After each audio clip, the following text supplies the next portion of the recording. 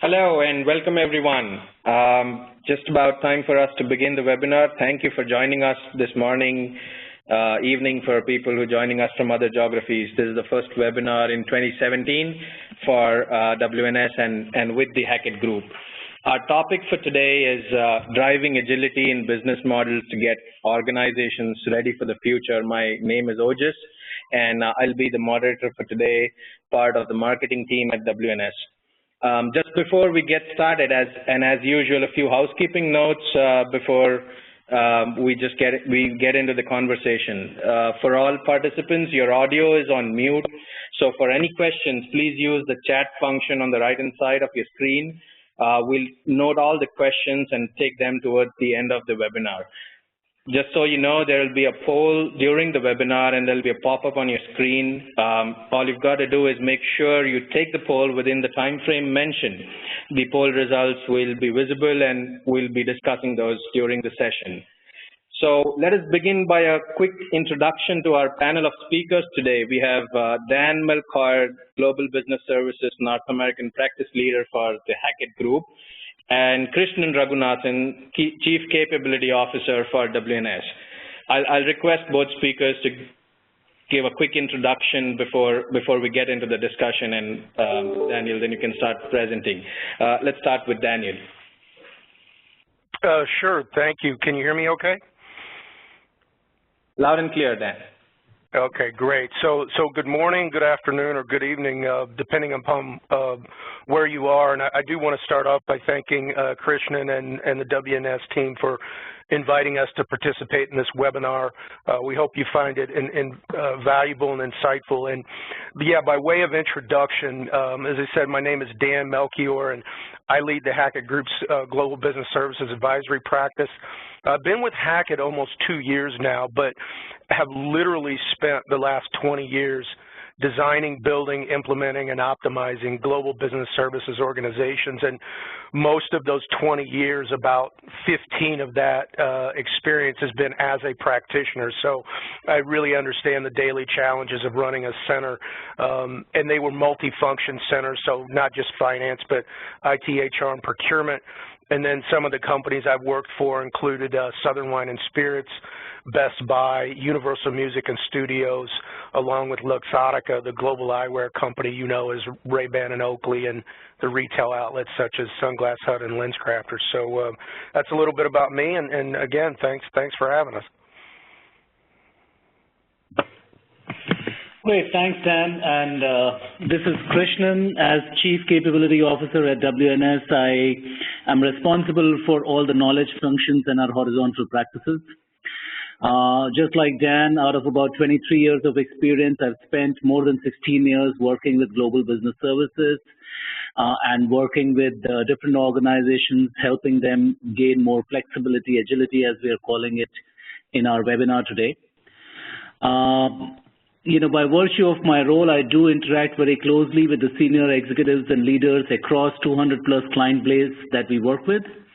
And, you know, that kind of allows me to interact with them around the key concerns that are key initiatives or key opportunities that they work around. And it's a bit of learning through those exposures and interactions that we have been driving today's theme on. So look forward to your questions as we move forward. Over to you, Daniel. We can get started. Okay, perfect. And is the slide advancing?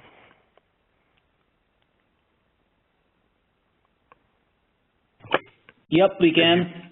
Oh, okay, perfect. So yeah, as we said, you know, we're going to talk about agility today, and you know, when we get started, first and foremost, we obviously need to define agility, and here at Hackett, we define agility as being able to synchronize rates of change, and by that we mean calibrating internal rate of change with the external rate of change. And as we all know, I mean, the world is changing more quickly every single year.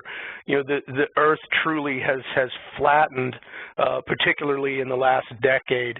And I think much of this can be attributed to technology and really the ability to very quickly deploy that technology around the world. I mean, this has really opened up markets to many more industries and competitors that 20 years ago, were not even considered necessarily to be involved in a certain industry. And one just example of this, a very simple one, is really how smartphones can be utilized to really facilitate payments throughout the world and used to purchase goods around the world. I mean, there's never been anything like it. And the other example I like to use is really the music and movie business. Because as an example, when I was in that business, when media became digital and you could start to swap files, that was really seen as a huge threat to the industry. And they had a very difficult time when that first happened, because essentially it became socially acceptable to really steal the product. But now that they've managed to be able to protect the product, it's really a huge supply chain improvement, because, a media company can release a song or a movie around the world in an instant. And so the ability to deliver products digitally is a huge advantage that opens up markets around the world. But again, all of that starts to accelerate the change that's happening in the markets that you have to adapt to. And the world truly can turn on a dime. I mean, our election here in the U.S. and Brexit are examples of disruptors that are going to continue to happen, and really successful companies will have to be able to deal with those types of changes. And to this chart, you need to be proactive in your decision making, and that really comes from the analytics and the data, and I know Krishnan will talk about that a little bit more, but that's a very important component of being agile, is having the information and the data to make proactive decisions, and really start to drive those kind of leading indicators. I want to move on to the next slide, and we look at kind of from an SG&A agility gap in competitive industries and different industries. There is a huge difference between a lot of companies, and what this is showing is that low agility companies have seen an increase in their SG&A costs as compared to others as a percent of revenue in their industries. And in some industries, such as you see banking, the gap is significant. So when you are in these types of industries and you are a low agility company and can't adapt to the change, you have your competitors who can adapt to that change. And we know what happens if you're not able to adapt over time. Essentially, you become irrelevant and can go out of business. And we see, a lot of retail companies right now are struggling with this around the world, because brick and mortar has not managed to keep up with some of the more cyber type activities. So just something to see, and the differences can be significant. And the correlation between this improvement and the ability to adapt is those companies that have a decrease in SG&A can invest those savings in innovation. They can invest those savings in analytics so that they can get that data and continue to move up the curve. So just something interesting to think about from that perspective. And now, as we look at some opportunities within SG&A, you see that this kind of quantifies the opportunity. And if you look on the left-hand side, the left-hand axis, these are, high to low risk and complexity. And so something as simple as cash disbursement is a very simple process to fix, and is kind of fundamental in when you look at global business services organizations. This is oftentimes the types of things that they start with and then they get to some of the other opportunities. But as you can see, there are some really big opportunities as a percentage of baseline process cost. These are kind of averages in the millions of money that organizations can look to save. So just really something to look at from the perspective of there's opportunity throughout organizations, particularly when it comes to this back office, and we're going to talk about how that allows a company to become more agile.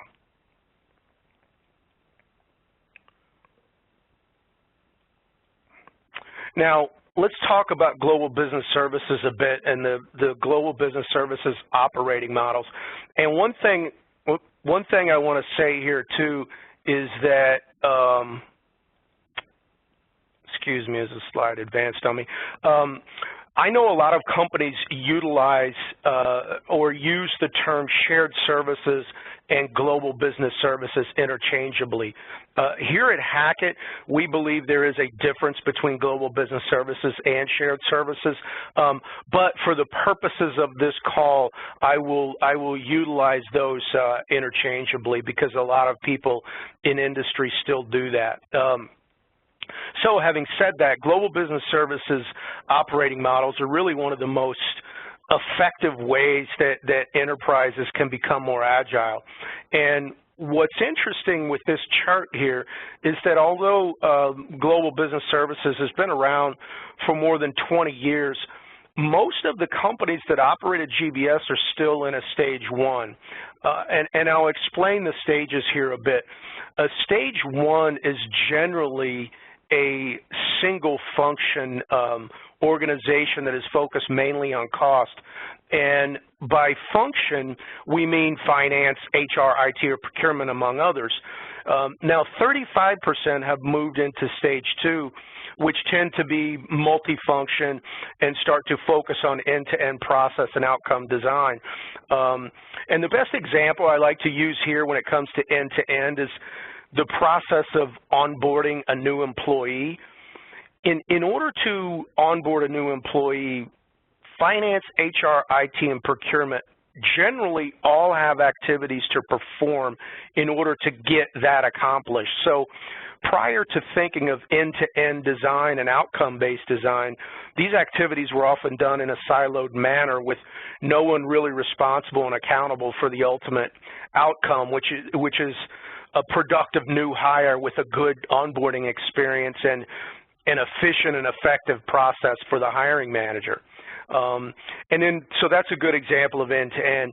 And now finally, some organizations have made it to stage three, which is where the GBS organization is not only very cost-effective, but they are also contributing to the overall agility of the enterprise and helping that organization become more agile. And growth is a good example of how they help with this agility because a well-run GBS organization can often integrate acquisitions and new business within a 60 to 90-day time frame with a significant reduction in cost of the back office for the newly acquired business.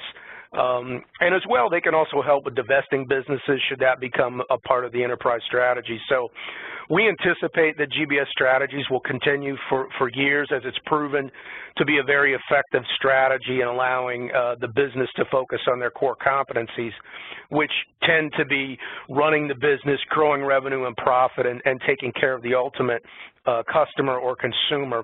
And now with that, now that I've kind of explained the three-stage model, this is where our polling question comes in. And we're going to ask you where you see yourself in the maturity curve.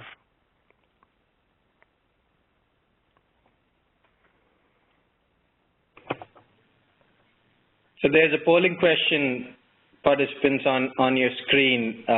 We request you to answer one of the options.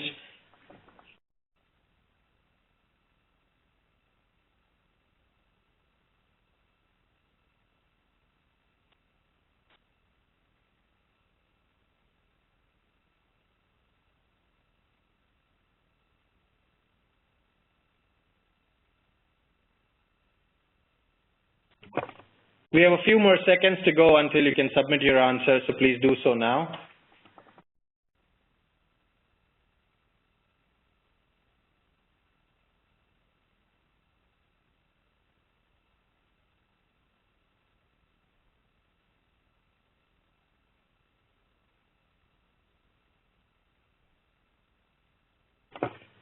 All right, there we are. Dan, here are the results for you to talk about. Krishnan, if you would also like to add. Yeah, and it's very interesting that 25% have not yet started because as prevalent as this strategy is, and it's, as I said, it's been around for 20 plus years, there still are a lot of companies that have not yet started.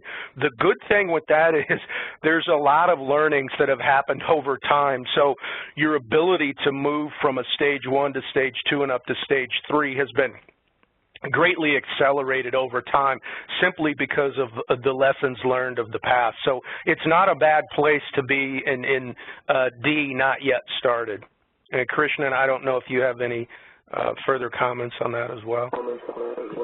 No, actually, I tend to agree with what you said, and it's interesting to. It's also, I'm quite glad to see that 75% is in the stage 2, which shows the relative maturity of the participants on the call today. I actually, if I were to take examples based on the SG&A agility gap that you talked about earlier, Dan. I was thinking through some of the conversations that I've been having, and the two companies that I think of, both of these are $10 billion plus companies on their top line. And as I was thinking through my interactions with them, one of the companies was the company that started the journey about flexibility in the business model to release leadership bandwidth to focus on some of the other areas. This company is in the banking, financial services, and insurance space. They are actually, as of today, much ahead on the cycle and actually looking at about $180 to $185 million of an annualized SG&A run rate improvement over what their normal linear model should have been. Which is quite interesting, because when I contrast it with another company that I'm interacting with, this company is in the aviation space, it's an airline, similar size, but the conversation I was having with the global CFO some time back was more around the fact that given the headwinds to the company, if they do not advance the whole conversation around target operating model design and organization design, then the headwinds is actually going to make business sustainability a difficulty. So the interesting point, for me in the two interactions was change is imminent.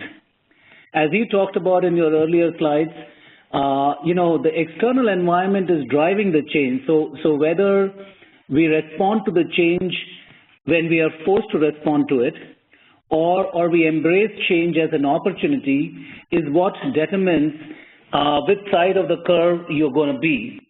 And what is heartening to see is that 75% of our participants who responded to the poll questions are actually ahead in the journey and are embracing change much faster, and that allows them to drive the SG&A gap in a much more positive direction. So quite encouraging to see that. Yeah, no, that's great. That's great. And yeah, I mean, like you said, the change is inevitable. It's going to happen whether you want it to happen or not. So you either participate or you don't. And so it's important to be on the right side of that. Absolutely. Okay, so we're going to talk about a couple of things here. There's a number of components that go into designing a GBS strategy to consider, but we're going to focus on two here: the deployment strategy and organizational design. Not all GBS are deployed for the same reasons. I've had instances where I've implemented GBS not to be a cost leader, but to provide very high quality, high-touch services to our businesses so that they could concentrate on their customers and suppliers. Because the overarching strategy of the business was to be the leader in customer and supplier service, and the leaders of the organization felt if our internal businesses received the same types of services from us, of that high quality, high touch, the business would then be in turn be able to spend more time with their customers.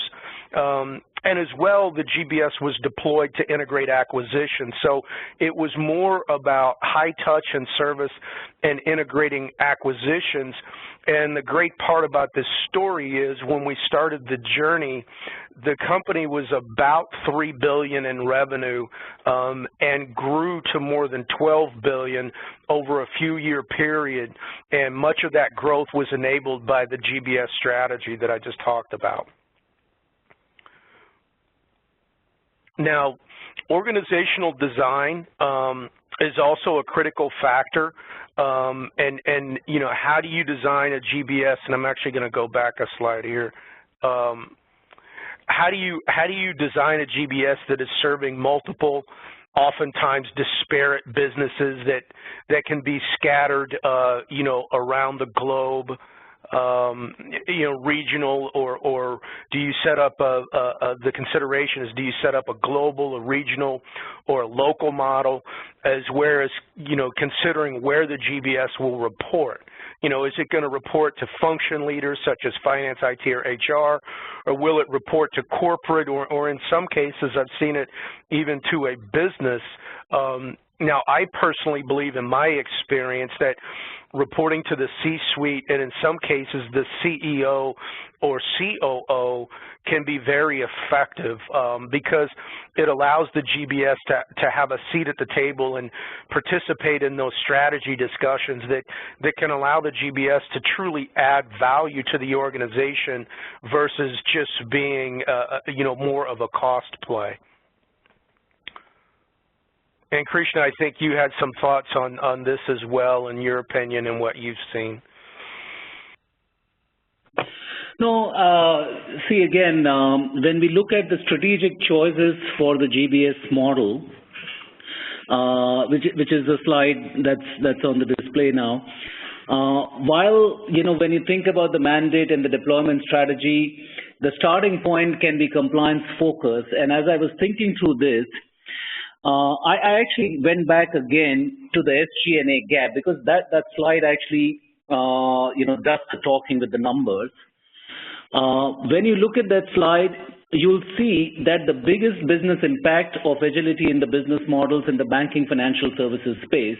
And when I think about it, I also think that actually that was the industry that probably responded early to the change, because in the last few years they've been most impacted by the globalization and the regulatory environment changes. But that also tells me that you may actually start with the focus on regulatory response or compliance focus. It doesn't mean that the other aspects of the value drivers in GBS do not come through. It is primarily, you know, what you're focusing on as an immediate critical need, the design follows that. But several other factors around cost, around operational excellence, around customer benefits still follow through. So, you know, the agility and the business model and the GBS construct delivers the comprehensive results. However, when you're doing the deployment strategy, it's important what is the immediate critical need that you are, you know, focusing on, and the design follows that model, and the remaining benefits also follow automatically as you do the implementation. Those were some of the thoughts, Dan, that I had as we were discussing the strategic choices. Yeah, and that's exactly right. I mean, the example I gave, you know, while we were high touch and high service and really enabled the acquisitions, we certainly did reduce the cost as well. And as you said, those things will come along with it in a you know, well executed strategy. So that's a great point. Now, when we look at GBS strategic choices and we look at mandate and deployment strategy and the service portfolio, org design and enabling capabilities, it's just important to understand that these variables relate to each other and that none of these components exist in isolation. You know, they all in some way impact the other components of the strategy. So the choice of the value driver influences the choice of deployment strategy, and choice of deployment strategy influences service portfolio choices, and on and on. So really this all has to work in conjunction together in order to really you know, build a model that's going to be successful. Now, for a couple of case studies that show how companies are becoming more agile and lean in their operating model, this is British American Tobacco, and as you can imagine, the tobacco industry has been through a lot of upheaval over the years due to the health concerns and the significant lawsuits and subsequent payouts here, particularly in the United States, along with a very aggressive public service campaign urging people not to smoke. I mean, there really are not too many industries where there is significant external forces trying to influence the public to not buy or use a product. And for that reason, you know, tobacco companies really need to be agile. And as you can see in this slide here, they've moved from most back office functions residing in the business to those higher level functions now being delivered via their British American Shared Services Center. And they're also moving much of this work to centers of excellence that are also kind of part of the shared services organization. So that's just an example of a industry that has really suffered a lot of disruption and has to get into a more agile operating mode just to continue to exist. Now, another one we want to cover here is Caterpillar, and this is a little different in that, you know, this is not just necessarily, you know, focused on the back office, but they go through a lot of cyclical types of sales cycles in this heavy equipment industry because they're so dependent on a strong, healthy economy along with government spending for infrastructure type of projects. And, you know, here in the States, the feeling is, you know, we'll have more of those types of projects with the new administration, although the jury is still out on whether they will be able to get Congress to fund those initiatives. So, but regardless of that, during the recession of 2008, you know, Caterpillar needed, you know, to not only survive the downturn, but also come out healthier on the other side, and they did just that. Part of this was they implemented the Caterpillar production system, which is very similar to the Toyota production system, but without implementing these types of trough plans, you know, I'm not sure they would be in the same position that they are today. But again, having to adapt and having something external come into play, such as the recession in 2008, and still being able to reinvent yourself, become more agile, and come out on the other side in a stronger position.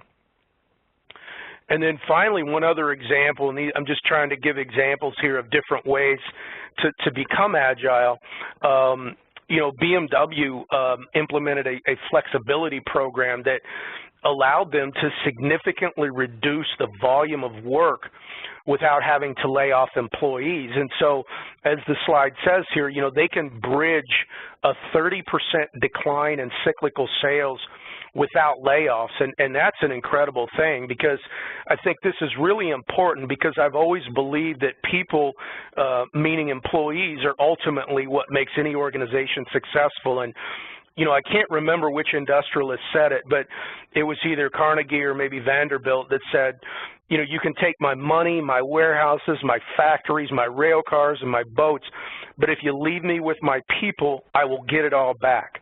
So that's a pretty powerful message. So BMW taking care of their employees, and I believe they have around 120,000 employees, is a very large part of their strategy to become more agile, because if instead of flexing the workforce, where they don't have to lay people off every time they have a dip in cyclical in sales, it would be very difficult to recruit new employees to join an organization that's constantly experiencing layoffs and uncertainty.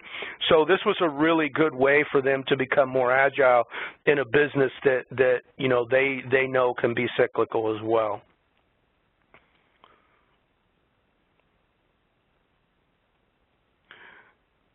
So now we've really talked about a lot so far. We've covered a great deal here, but there's also more to learn. So we're going to move on to some other topics here in a second, or another kind of component of it.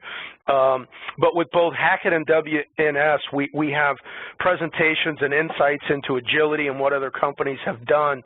So this is available for you, and you know, we certainly would hope that you would reach out. And Krishna, do you have anything more that you want to add here? Yeah, certainly. So actually, you know, as I said, we in our interactions with the senior executives across different companies, the theme around responding to external rate of change, the dynamic business environment kept on emerging, and that's why we've been collectively working with organizations like Hackett, and actually polled more than 300 finance executives and senior executives of large companies to do a lot of research in this space. And some of the material that you know we have given as an example here is actually some of the summaries of those research that we've been working jointly with our partners on, and how, you know, finance function or some of the other aspects of the organization can be prepared and ready for change. So if you would like to learn more, or you would like to, you know, get more information about the research that we've been doing, you could reach out to us at marketing@wns.com, and we'll be glad to respond to you.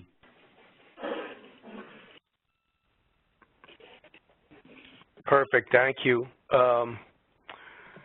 Now let's go into a little bit into structure following strategy, because once the overall strategy of the GBS is kind of determined, you know, you can then determine where the GBS organization will sit within the overall enterprise structure. And really, you know, there are really three models to be considered. And I'm actually going to flip to this side, because this is just showing you kind of the things you have to decide and think about. There's really three different models to be considered. An integrated model where the services within the GBS report to GBS. And this obviously gives GBS more control, but can often lead to change management issues, as the functional leaders might feel a loss of control. Now, in the infrastructure model, the services actually report to the function and may have a dotted line to the GBS leader. And this can help with that change management, because the functional leaders believe that they maintain control, and they do maintain control over it. So it can help in instances where maybe there's not a mandate to do global business services, and so this might be a way to make it a little bit easier. And over time, that can kind of change, but in some cases as well, particularly in more complex, large organizations, a hybrid model is often used as well, where you have more of the transactional type services supporting and reporting to a GBS, and then some of the more knowledge-centric stuff goes to the function leaders, but there could be kind of dotted lines between the two. Now, if you look at our research on this, it's still literally nearly half of all GBS have an integrated model for delivering, you know, kind of G&A services, but significant minority favor an infrastructure or combined model. So the integrated model, and again, that's where it reports to the GBS, is really the most prevalent model, and what I have seen throughout my career as well. So that's just something to consider. I do think it's most effective that way if you can overcome some of the change management. And by the way, you guys will have access to these slides, so you can look at them a little further in detail at your leisure. Now, Krishna, I think you were going to take this slide, so I'll turn it over to you. Certainly, yeah. So, when we talk about different types of organization structures, I think one of the examples we wanted to use was when you think about an operating model design, how often is operating model design structured around leaders, or is it structured around the core skill sets? And the answer to how agile is your organization can actually change a lot depending upon how you structure. And one of the examples that we've used here was around actionable intelligence, because that's a critical component of an agile organization that's able to flex very quickly in a big data environment to use the multiple different sources of data to provide actionable intelligence back to the organization. So what you see here is a design that WNS is kind of creating for its customer pool and recommending what we call weight.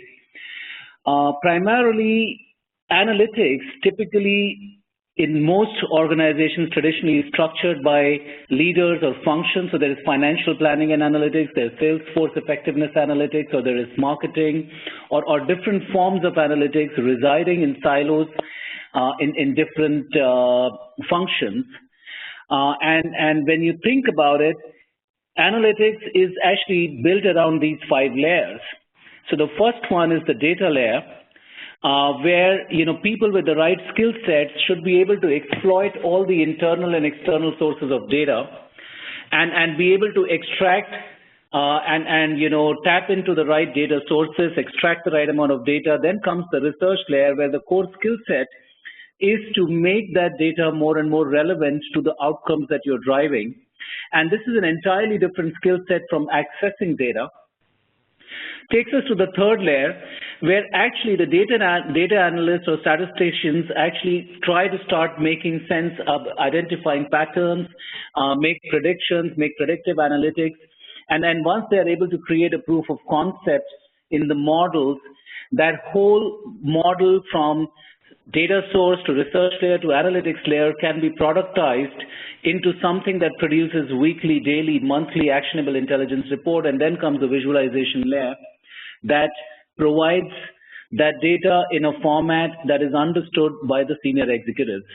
When you think about it, across each of those functions, financial planning and analytics, sales force effectiveness, or any of those functions, the analytics actually follows these 5 skill sets.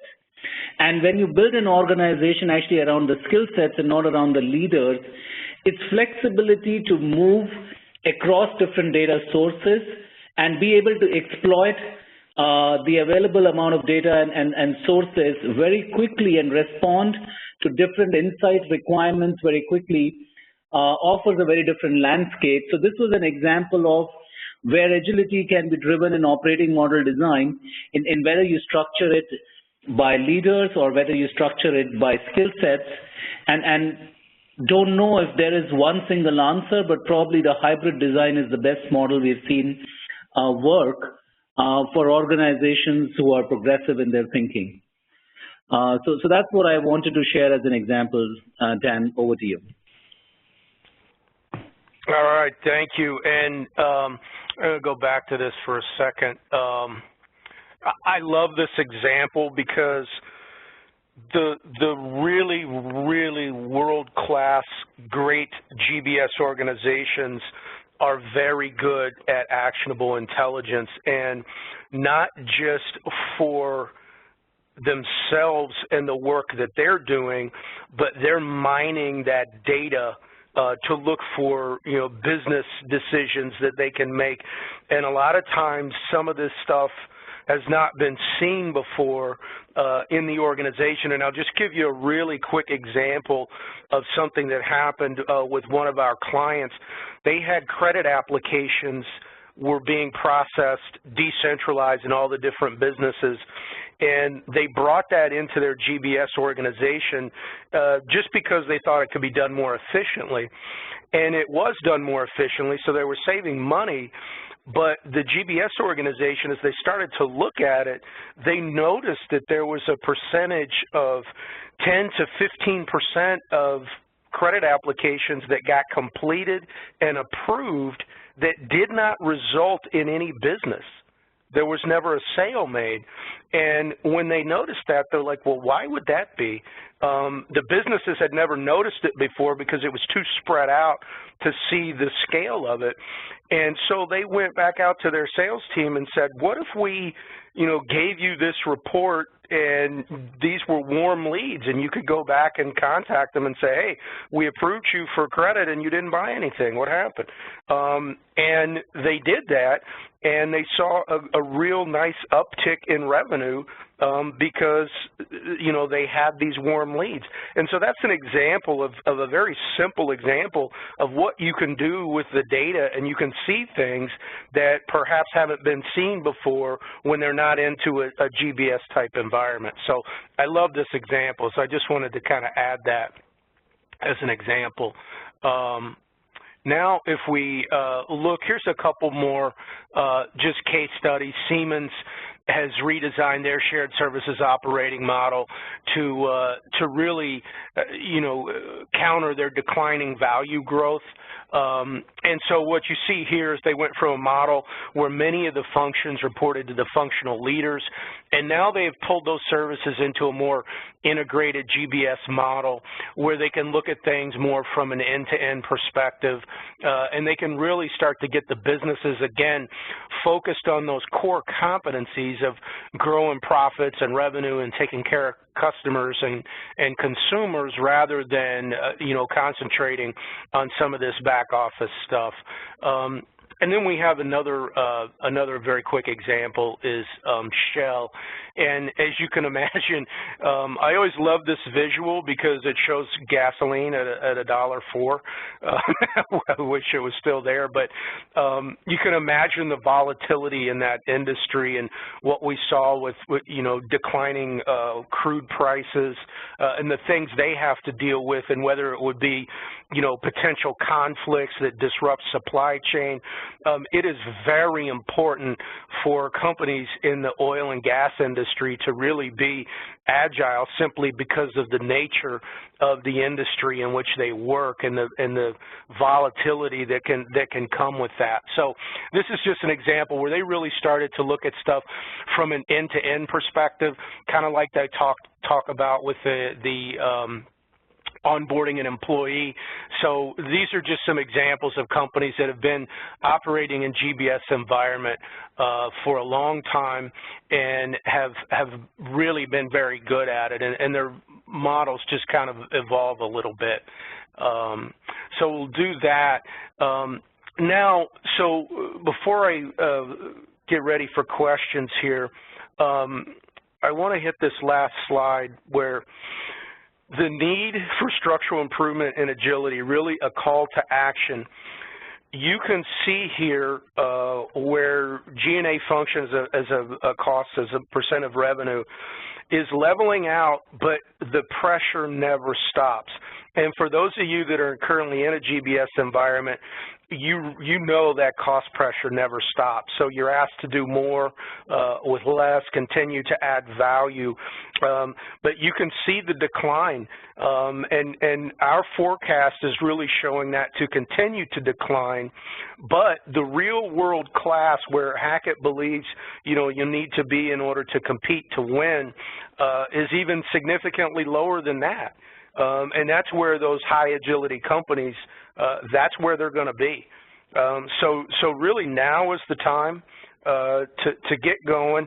And the great thing is, as I mentioned earlier, there are so many lessons learned from the past that it's an easier journey than it used to be. When I got started in the mid-90s, in this. It literally took us about 5 or 6 years to complete the journey to get everyone rolled out, and then we still hadn't optimized it. That was just a rollout, and that was 5 years. And now you see companies doing things in 12 months, 18 months, 24 months. So that's because of folks like WNS and folks like Hackett, where we can share those learnings with you and help you move up that curve.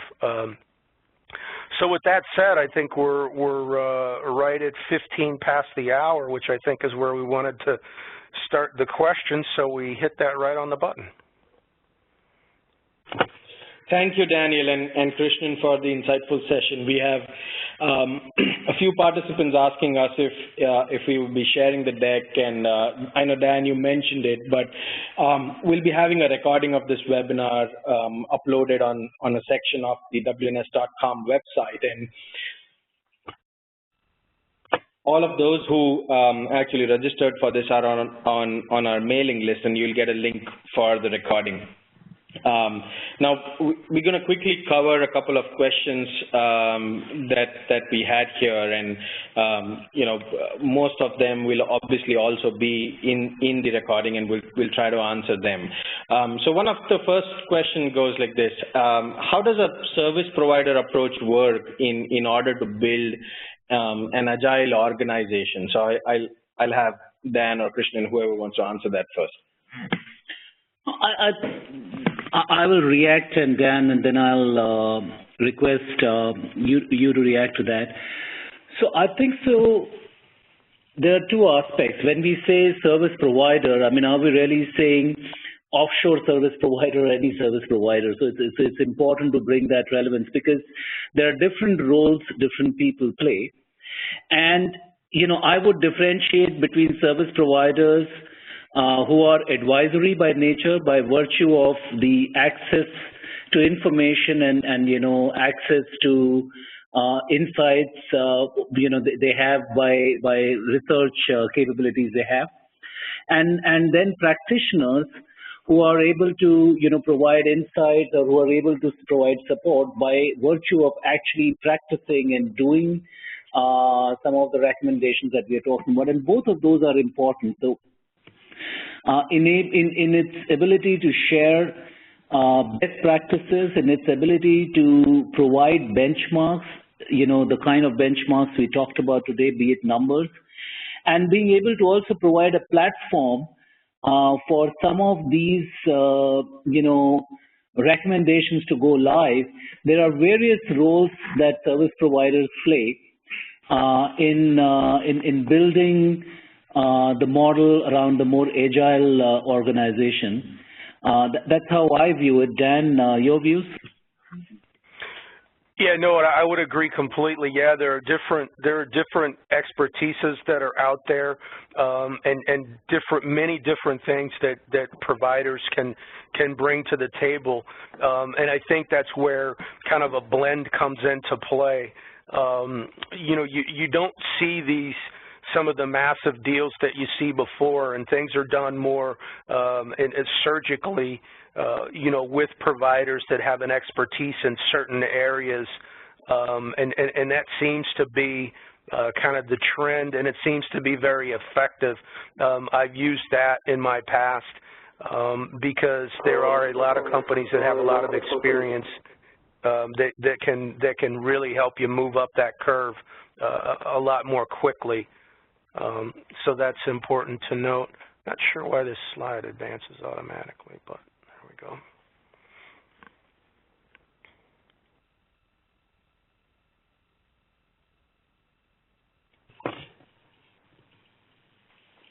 Thank you.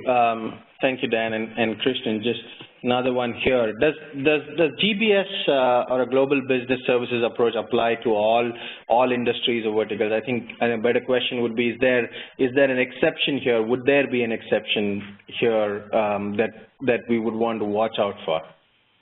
Yeah, actually, I mean, I was thinking I would rephrase the question instead of industry and verticals. Does it really apply to companies which are domestic to one geography? And to me, the answer is yes. Every industry, every vertical it applies even to companies which are not necessarily by definition, as of today, not globally present, for a variety of reasons. Because, not only from an agility, it's about the centralization across a diverse environment. Sometimes centralization is also about providing access to the business processes of a shared environment in which the access to automation, access to best practices, access to various tools, methodologies becomes much easier. And that provides agility, that provides flexibility. So in my mind, I think so it applies to all organizations. The model and I think so the depth and width of, as I would think about it, of the model and various different components of the model may change depending upon the industry, depending upon the type of organization or the verticals. Is the way I feel, but it's actually applicable to one and all. Dan, do you agree? You have a view? Yeah, I do have a view, and it's based on the experience. I mean, I've worked in a lot of different industries, and it has worked in all the industries that I've been in. But what I will say as well is that one of the slides that I use when I kind of go through and explain GBS to people is I have a slide that flashes logos about every second, and it lasts for almost a minute and a half. And I would tell you that you would recognize every logo just by the logo alone at 1 second. And all of those companies run some type of GBS or shared services model. So I do believe it applies to all industries. And I've seen it work. The other thing I will say, too, and that's where global gets a little confusing sometimes. When we say global business services, that can mean your globe as well. So even if you are a domestic company, wherever you happen to be, if you're running a center and you're running it like a business and you're managing, services for all of your businesses, even though they all might be domestic, you could still call that a global business services because that's the globe that you serve. It's not just for, companies that operate around the globe.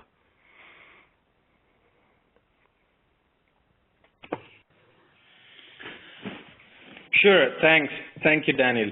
I think we have time for one last question. So in your experience, what are the key risks and challenges that organizations want service providers to address in the journey to set up a GBS model? Interesting. So since it talks about service provider and let me try and react to this again first, Dan. I think so from a risks and challenges perspective, first thing what we have to be clear about is setting up a GBS model is defined at what level. And from today's conversation perspective, what we are talking about is at an enterprise level.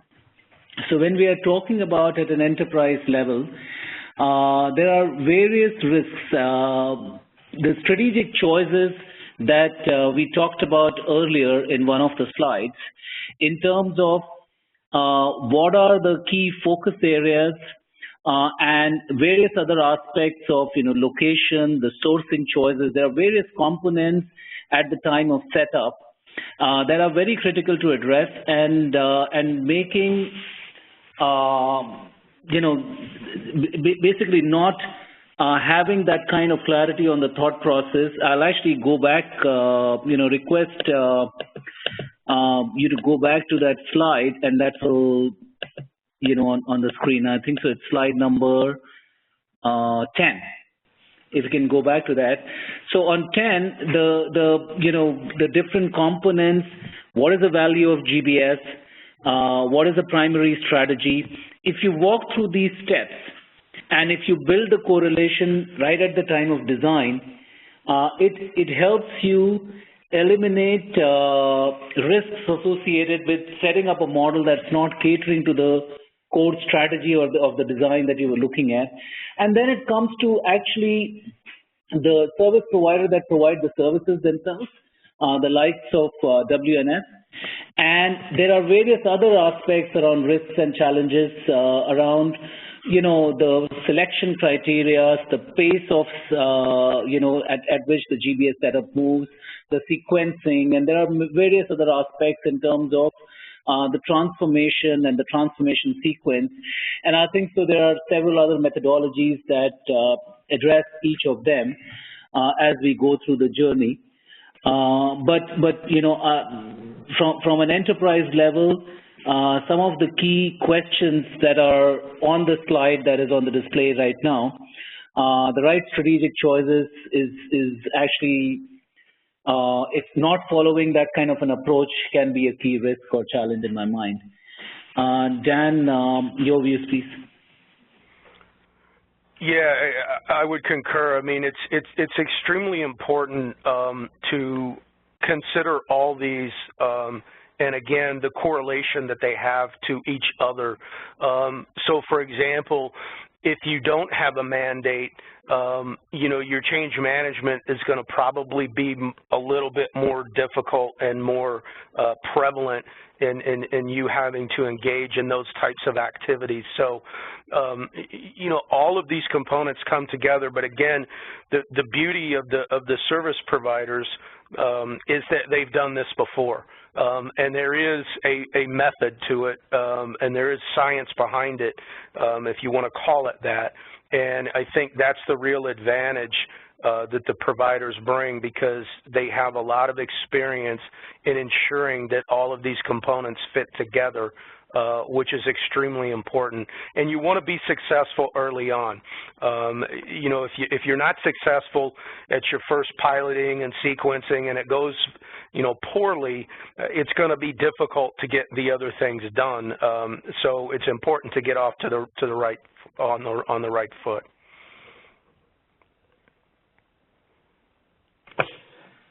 Thank you. Thanks, Krishnan and Dan here.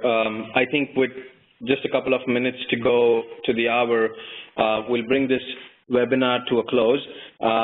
Like I mentioned earlier, if there are any more questions, you could email it to us, and we can have those answered and posted along with the recording of the webinar, to which all participants will obviously get a link. And after we end this meeting, you will see a page to fill in your responses and feedback. We'd be happy to hear from you. And I think that's about it for the day. This brings us to the end. Thank you all for taking the time to join us today at this event. And once again, thank you, Daniel, and the Hackett team, and Krishnan, for your valuable time.